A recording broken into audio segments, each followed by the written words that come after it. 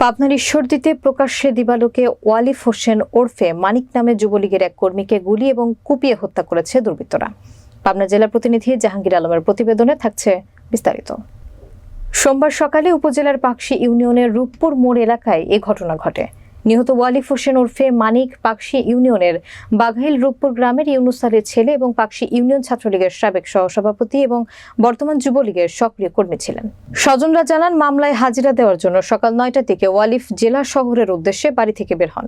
রাস্তায় উঠতে 8 থেকে 10 জন দুর্বৃত্ত ওয়ালিফকে প্রথমে গুলি করে এবং পরে ধারালো অস্ত্র দিয়ে কুপিয়ে মৃত্যু নিশ্চিত করে পালিয়ে যায়।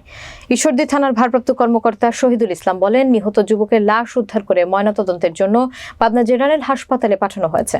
ধারণা করা হচ্ছে, গত বছরের তাফসির হত্যার জেরেই এই হত্যাকাণ্ডটি ঘটেছে। হত্যাকারীদের গ্রেফতারের অভিযান চলছে।